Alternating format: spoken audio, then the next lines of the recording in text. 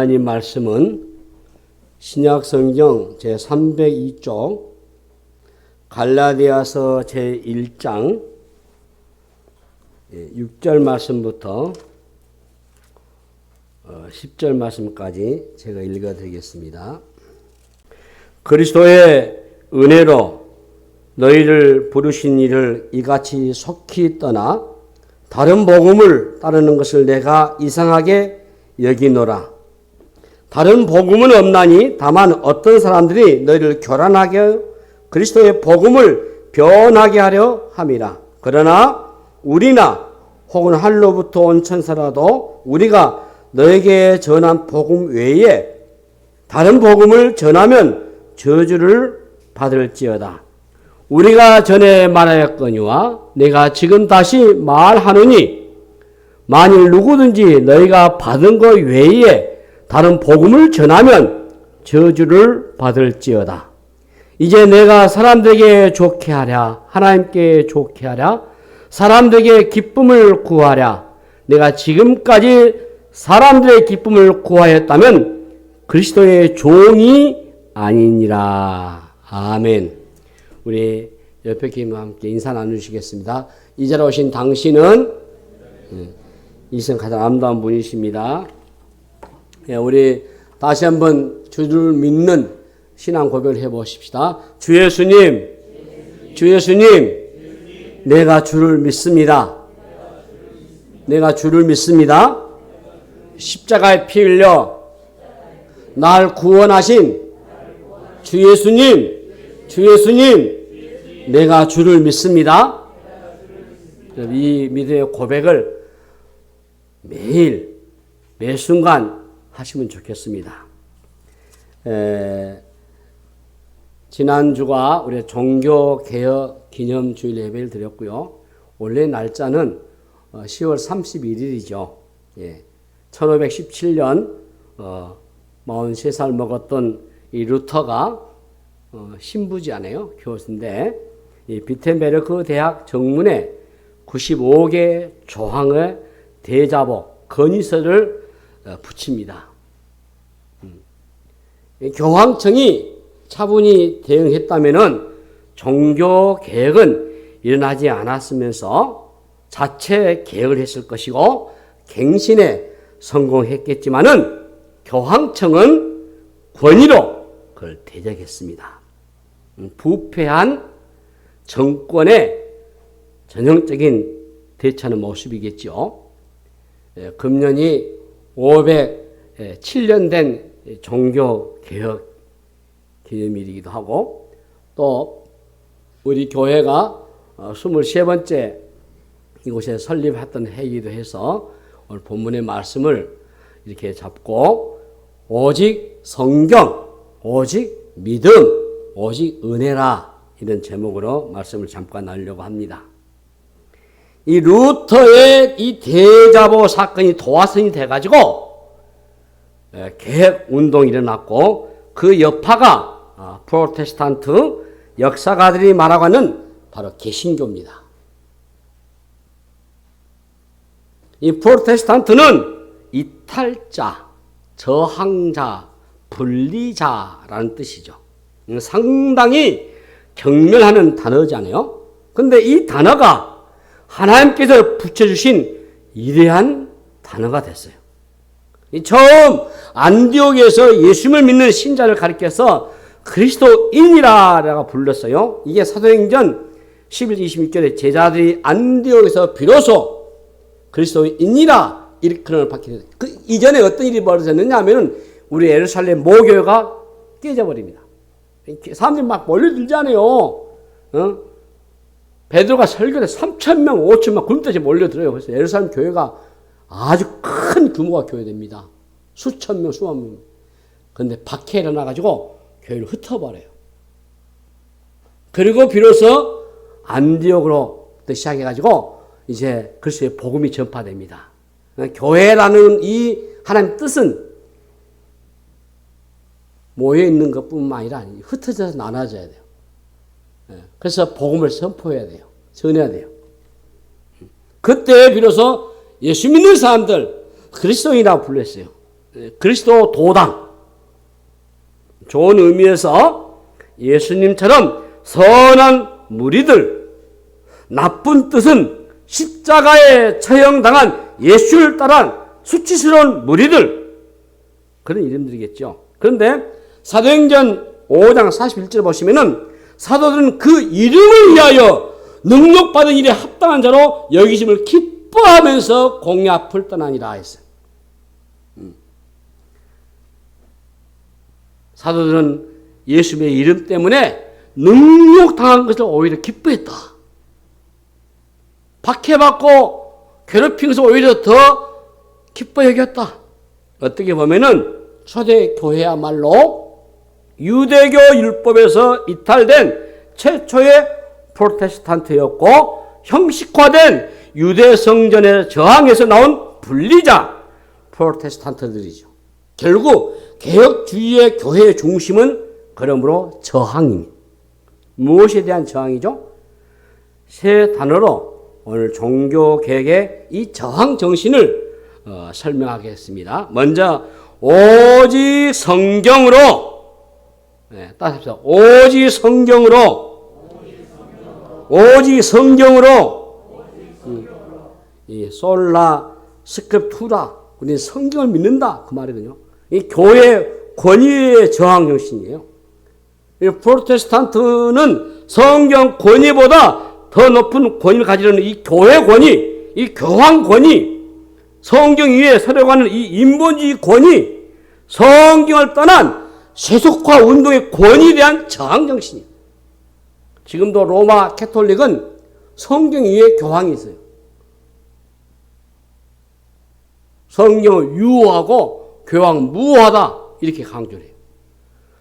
우리 개신교의 첫 번째 신앙 고백, 신조 첫 번째가 신구야 성경은 정황무 하나님의 말씀이다 하거든요. 그런데 로마 캐톨릭은 그렇지 않아요. 그 성경 위에 교황이 딱 있어요. 교황만이 절대 무호하다. 잘못된 거죠. 그래서 개혁자들이 찾았던 기치가 바로 오직 성경인 거예요. 오늘날 교회가 많이 약화되고 복음이 많이 변질돼 가지고 성경을 난도질 해버립니다. 가감해버려요. 하나의 말씀은 가감해서는 안 되잖아요. 있는 걸 빼서도 안 되고 없는 걸 덧붙여서도 안 되잖아요. 1000년 가까이 이 교황청은 라틴어 성경 외에는 읽지 못하게 만들었어요. 성경의 거룩성, 경건성을 수호한다 이런 명분이겠지만 교황청이 성경에서 너무 많이 벗어났기 때문에 숨기고 싶었을 겁니다. 로마 캐톨릭은 교회, 이 교황의 권위가 최상입니다. 교황의 권위로 성경을 뺄 수도 넣을 수도 있어요.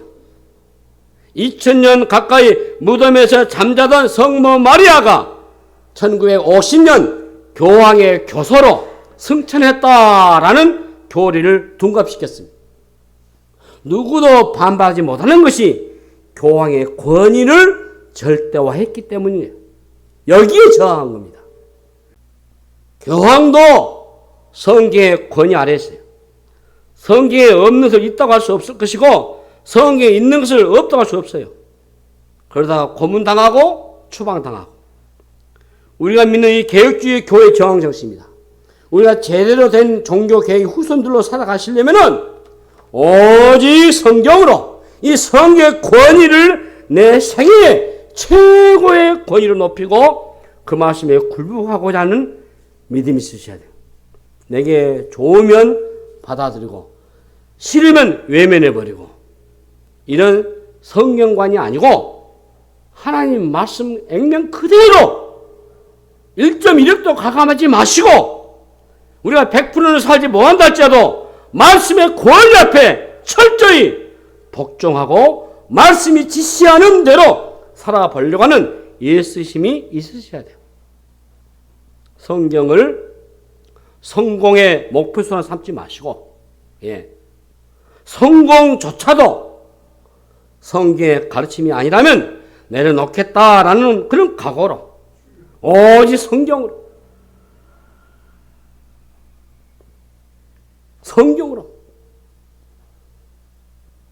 세계적인 부호였던 록펠러 같은 경우는 어릴 때부터 철저하게 그 어머니가 준 성경을 가지고 다 나라가 헤어져도 오른쪽 주머니에 성경을 넣고 왼쪽 주머니에 11조를 넣고 그래서 그가 예수를 믿고 사업을 하고 그 유명한 록펠러이라 보면은 참. 두 번째는 오직 믿음으로 솔라 피데죠. 오직 믿음으로. 이 자력 종교 정혁심. 루터가 종교 개혁 운동할 때 싸운 대상이 누구냐면은 이성주의와 신비주의입니다. 이성주의는 인간이 세운 공로로 하나님께 나아가자는 것인데 바로 로마 가톨릭 교회가 이 바탕에 서 있습니다. 우리는 그걸 깊이 아셔야 돼요. 신비주의는 성경에 기초하지 않고 개인의 신비체험에 집착해가지고 주관적인 신앙을 강조해버려요. 이 가톨릭 교회가 성경보다도 교회의 권위, 교황의 권위를 높이면서 신비주의는 자기 생각을 우위에 쳐둡니다. 그래서 자신을 절대적인 잣대로 생각해버려요. 이 잘못이죠. 루터는 이런 이성주의와 신비주의의 교회를 개혁하기로 한 겁니다. 특히 교황청과 맞서가지고 인간의 선행으로 구원을 받을 수 없다고 하는 오직 믿음으로 이 슬로건을 내건 겁니다. 여러분 오직 믿음으로 결국 오직 예수 그리스도를 믿음으로 이게 우리의 구원관이잖아요. 로마 천주교의 이 선행을 통한 구원교리 이 공덕주의 교리, 이 면죄부 이 교리는 구원을 위해서 중보적인 능력을 가진 많은 성자들을 만들어냈고 그 정점에 마리아를 두게 된 겁니다. 로마 천주교는 그래서 마리아를 예수 그리스도와 함께 인류의 공동 대속자로 추앙을 하고 기도하게 하고 찬양의 대상으로 만들어버렸어요. 지금도 오직 여러분 그리스도만이라 하는 이 복음을 도전받고 있잖아요. 이 기독교 안에서도 도전받지만은 이 종교 간의 대화와 개방성, 이 다원주의의 관용, 이게 바로 저는 에큐메니컬 WCC라고 봅니다. 오늘날의 다원주의 문화에서 더더군다나 영공주의까지 무속신앙까지 다 포용해버리는 이런 세상에 오직 예수님 이 구원관을 주장하면서 혹 폐쇄적이고 독선적이라는 비판을 직면하게 되기도 하지만은 사실이잖아요. 하나님이 오직 유일한 중보는 주님뿐이시잖아요. 그런데 가톨릭은 어떻습니까? 가톨릭은 행위를 통한 구원관을 등할 뿐만 아니라 모든 종교에 구원이 있다고 하는 이 다원주의 사상을 갖고 있어가지고 배척당하지 않고 인기를 누리고 있는 거예요. 다 좋은 게 좋다는 식으로 다 덮어주고 나에게 피해만 준다면 옳다고 인정해주고 우린 여기에 저항해야 합니다. 어렵고 좀 오해를 받다 할지라도 예수님만이 유일한 구원자라고 하는 사실을 붙잡으셔야 돼요. 그래야 우리가 저항자, 바로 프로테스탄트입니다. 세 번째는 오직 은혜로, 오직 은혜로입니다. 예. 솔라, 바로 그라티아, 솔라, 그라치아는 은혜고, 그로티아는 이제 오직 우리가 하나님의 은총으로, 이게 비은혜 저항 정신이에요. 루터가 복음을 알기 전에는 율법의 하나님만 알았어요. 죄로 인한 두려움이 생길 때마다 어땠어요? 성찰했고 통회했고 고백했고 보속했고 고해하고 참회했더랬어요. 제가 여러분에게 그런 고백을 했습니다마는 제가 몰랐을 때 제가 전에 서울에서 전도사 하면서 신학교 다니면서 몰랐을 때 우리 중고등학생들 저 수련 데려가면서 고생 많이 시켰어요. 예? 지금도 제가 참 미안하고 예수님의 십자가를 경험하자 다 무릎 꿇고 계단을 올라가거라. 여러분, 이 중고등학생들이 무릎 꿇고 계단을 올라가니까 무릎 다 까져요. 이게 피나고. 예수님 십자가 생각하자. 우리 김윤신 선교사님 필리핀 선교할 때 그런 와서 광신대 있어서 신학교 때 그런 고백하시대요. 실질적으로 옷을 빨가 벗겨놓고 가죽끈에다가 나사 같은 이 못을 박아가지고 후려친다는 거예요. 그러면 등짝에서 살점이 떠나가면서 주님의 십자가 생각하자. 저는 그게 옳은 줄 알았어요. 아이들이 전도사님 시키니까 따서 해야죠. 나도 묵고 올라가니까 얼마나 힘듭니까? 울기도 하고 괴롭죠. 그러면 우리 죄가 용서이 되는 줄 알고 또 캠프를 다 불 펴놓고 자 종이에다가 자기 죄를 다 써라. 그거 불태우자. 그거 죄가 다 용서된다. 제가 몰랐을 때 너무 부끄럽고 죄송해요. 제가 영광에 와서 부목사 할 때는 그 행위를 안 했습니다. 그러니까 청년들이, 중고등학생들이 왜 목사님 이거 안 해요? 그건 잘못된 것이다. 우린 다 이렇게 했는데요. 해마다 이렇게 하는데요. 이게 즐거운데요. 종이 몇 천 장을 써서 붙인다 해도 불태운다 해도 내 죄가 살린 게 아니다. 기합을 당하고 무릎 꿇고 밥을 굶고 고행하고 금식하고 한다고 해서 우리 죄가 용서된 게 아니다. 주 예수의 십자가 피로. 이게 복음이다. 예수를 믿기만 하면 십자가에 나에서 죽으신 주님을 믿기만 하면은 우리가 구원받는다. 이게 은혜다. 금욕 생활을 계속했지만 여러분 불안은 사라지지 않습니다. 교황청 순례로 죄사함 누리기를 기대하고 대성당 계단을 무릎으로 기어가면서 루터가 참여를 했어요. 되지 않습니다. 몇 대조의 조부로부터 내 죄까지. 그러다가 일설에 의하면은 로마서 1장 17절 말씀 오직 의인은 믿음으로 산다. 이 말씀을 외쳤고 죄사함과 평안을 누리게 됐다. 이게 루터의 고백입니다. 루터도 우리같이 했는가 봐요. 이 로마 캐톨릭 교회가 복받기 위한 수단으로서 은혜를 구했지만은 구원 전체를 하나님의 은혜에 맡기고 은혜를 따라 사는 삶을 놓쳐버린 거죠. 그래서 이게 정치화돼 버리고 교황청에 반대하는 수십만 명을 대학살하는 종교 집단이 돼버린 거예요. 예수의 이름으로 하나님의 이름으로 얼마나 많은 사람을 죽였습니까?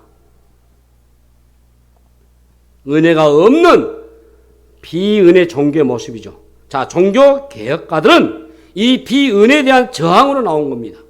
성경은 은혜의 책이요 하나님은 은혜의 하나님이셔요. 전적으로 타락한 인간은 하나님의 은혜가 없이는 아무것도 못합니다. 그러므로 복음의 핵심은 은혜입니다. 헬라어로서는 카리스입니다. 오늘 따라가면은 이 카리스는 기쁘다, 즐겁다 이런 동사가 나와요. 그 바울은 교회를 하나님의 은혜를 전하는 기관으로 세웠다라고 하는 것입니다. 그래서 바울은 개혁주의자가 저항하는 이 앞에 종교주의자를 겨냥하면서 오늘 본문 7절에 다른 복음이라 라고 단언하고 있잖아요. 그것들은 기독교의 모양으로 성도들을 교란해서 복음을 변하게 해버린 거예요. 오늘 이 변질된 사람들 얼마나 안 좋아. 훌륭한 신학자도, 훌륭한 목사님도, 훌륭한 장로님도, 훌륭한 성도님들도 변해버리고, 변질돼버리고, 예? 이 갈라디아 교회에 들어온 가르침, 다시 말해서 구원은 예수님의 구속사역만 가능성이 열려있겠지만은 완벽하게 이걸 보장받기 위해서는 행위가 보태져야 한다. 이런 거짓된 가르침을 전해 들었기 때문에 바울은 이걸 가리켜서 다른 복음, 좀 더 쉽게 하면 이단이다. 이단. 복음의 율법을 믿음의 행위의 구원을 슬그머니 끼워넣는 이 거짓 교사들의 혼합주의에 대한 경고입니다. 오늘 우리가 신앙생활하기 참 어려운 시대예요. 비슷비슷해가지고 가짜가 막 뒤섞여져가지고요. 진짜인지 가짜인지 분별하기 무척 어렵습니다, 여러분. 분별력을 달라고 기도를 많이 하셔야 돼요. 베레아 사람들처럼 하나님의 말씀을 열심히 읽고 듣고 배우셔가지고 저희 그러한가 살피셔야 돼요. 여러분 조금만 채널 돌리면은 CBS, CT에서 뭐 구TV에서 막 계속 막 말씀 나오잖아요. 목사님들 설교가 유튜브 뭐 계속 나오잖아요. 제가 유튜브 봤을 때 거의 한 80%다 가짜 같아요. 안식교들도 많이 움직이고요. 구원파도 굉장히 이 안에 들어있습니다. 신천지 말 것도 없고요.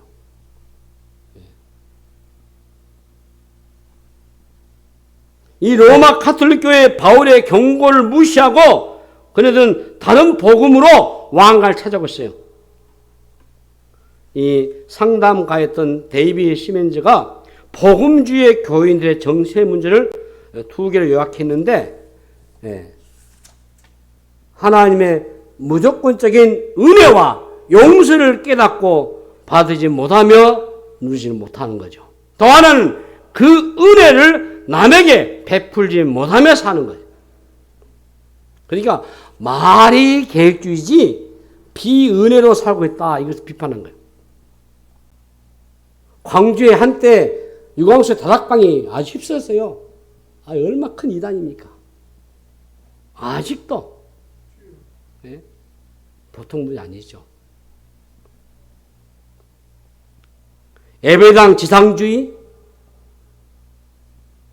번영신학, 심지어 신사운동까지 전개하고 있어요. 안타까운 것은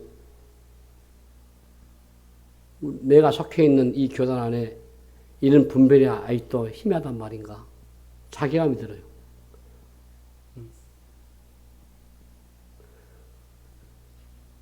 장로가 장자 교단이다. 최고의 교단이다.